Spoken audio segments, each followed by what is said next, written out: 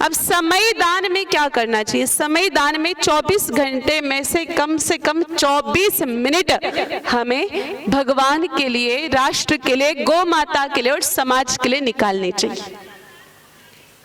हम में से कितने लोग निकालते 24 मिनट रोज के? जरा हाथ ऊपर करना।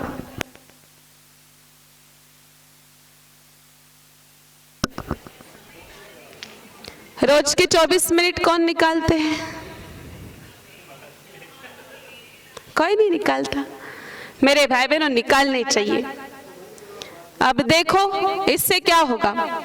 24 मिनट अगर हम रोज के निकालेंगे तो भगवान के घर पर जो लेखा जोखा है ना, परमात्मा के यहाँ जो बिल्कुल फाइल मेंटेन की जाती है, उसमें हमारे गिनने जाएंगे मिनटों को, हमारे समय को।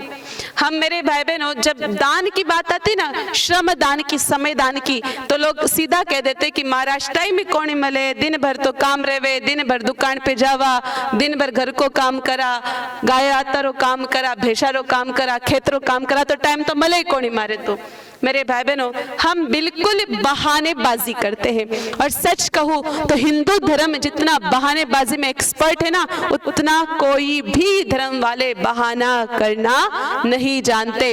और धर्म के नाम पर जितनी बहानेबाजी हिंदू धर्म में होती है, अपने सनातन धर्म में होती है, उतना और किसी धर्म में नहीं होती।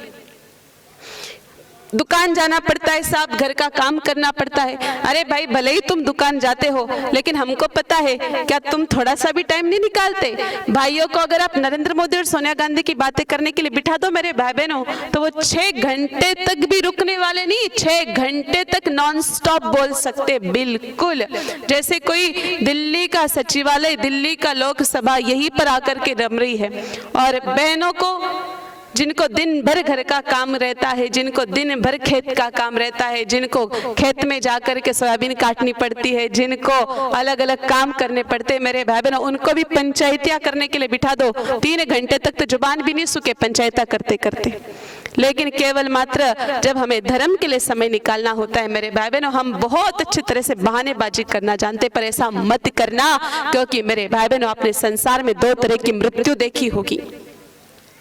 पहली मृत्यु जिसमें लोग इंतजार करते हैं कि भाई ये कब मरेगा, कब मरेगा, कब मरेगा। दादाजी की उम्र हो गई है 100 साल, दादाजी पिछले 20 सालों से खाट पर पड़े हुए हैं। लोग देख रहे, घर वालों के साथ साथ तो आजकल बाहर वाले भी सोचने लगे कि दादाजी तो कब उठेंगे।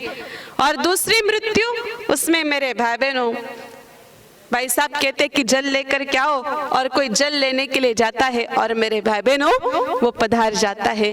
तो बोलो इसमें कौन सी मृत्यु आपको अच्छी लगी? पहली वाली मौत जो 20 साल से खाट पे पड़े पड़े इंतजार कर रहे थे, घर वालों के साथ साथ बाहर वाले, और दूसरी मौत मेरे भाई बहनों जिसमें एक क्षण में प्राण चले गए, पता ही नहीं चला। इसमें कौन सी मृत्यु अच्छी है?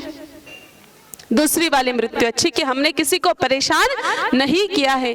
मेरे भाई बहनों, ये दूसरी मृत्यु तब मिलती है जब हमने पहले कुछ गौ माता के लिए या धर्म के लिए किया हुआ होता है, तभी ये दूसरी मृत्यु मिलती, क्योंकि ऊपर सब कुछ क्लियर रहता है।